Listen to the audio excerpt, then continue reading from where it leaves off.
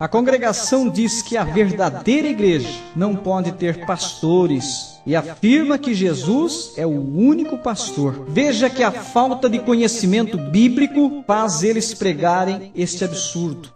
Jesus disse a Pedro: apacentai as minhas ovelhinhas. Logo, a igreja é composta de ovelhas do Senhor Jesus. E o pastor Pedro foi colocado para pastorear, como está escrito. Através do profeta Jeremias, no capítulo 23 e versículo 4, Deus promete levantar pastores para pastorear as suas ovelhas. A congregação não consegue enxergar o que está escrito em Efésios capítulo 4, do versículo 10 até o 13, que diz que foi Ele quem colocou uns como apóstolos, outros como profetas, outros para evangelistas e outros para pastores.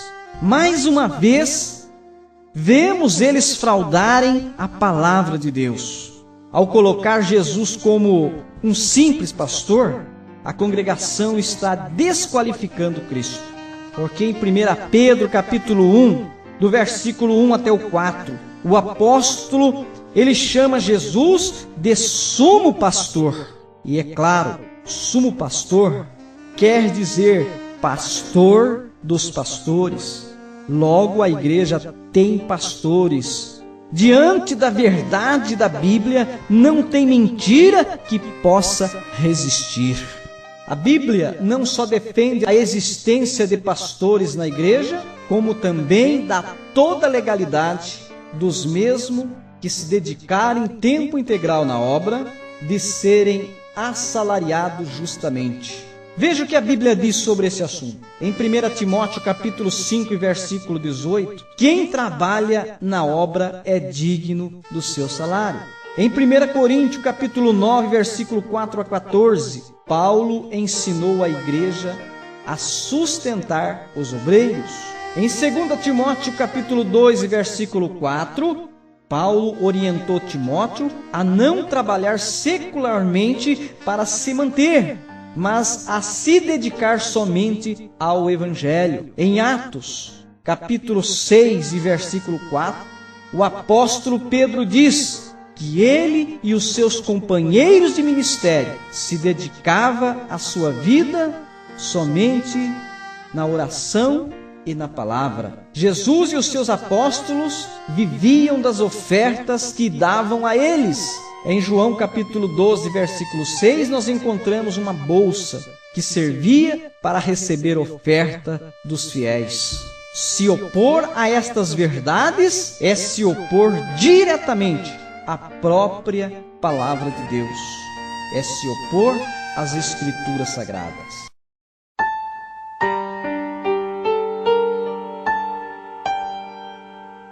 Será que as mulheres só podem orar estando com o véu na cabeça?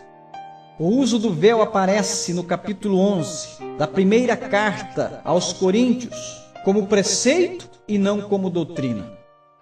Ali estava se tratando de tradição, e a tradição depende de cada região e de cada cultura e até mesmo de cada país. Em 1 Coríntios capítulo 11, versículo 2, Paulo elogia a igreja de Corinto por se apegarem às tradições. E é claro, tradição envolve costumes. Devemos tomar cuidado com as tradições, pois elas invalidam a palavra de Deus, como afirmou Jesus em Marcos capítulo 7 e versículo 13.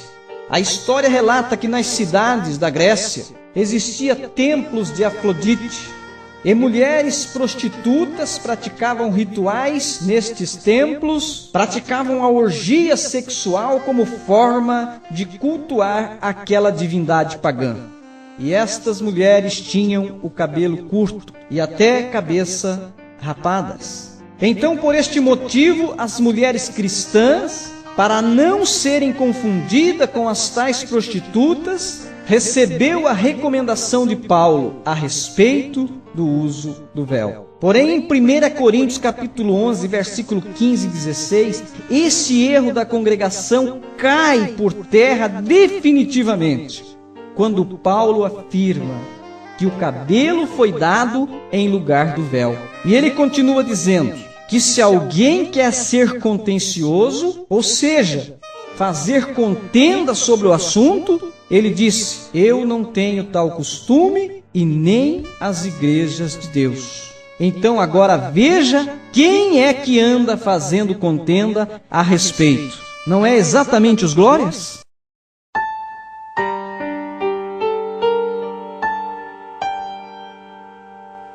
Existem muitos outros pontos que poderíamos falar horas, à luz da palavra de Deus, sobre os falsos ensinamentos desta seita. Mas eu acho que estes já são suficientes para você ficar esperto com os lobos vestidos de ovelhas. Com isso não estou estimulando a ninguém a odiá-los ou a maltratá-los, mas pelo contrário, amá-los em Cristo. Devemos saudá-los como irmão, ainda que não sejamos correspondidos, porque Jesus disse: se vocês saudarem somente aqueles que vos saudam, que diferença vocês estão tendo dos hipócritas fariseus, porque eles fazem desta maneira. Devemos procurar mostrar a eles o perigo que eles estão correndo em torcer a palavra de Deus. E que Deus abençoe a todos que ouvir esta mensagem. E que a paz seja com todos, em nome de nosso Senhor e Salvador Jesus Cristo.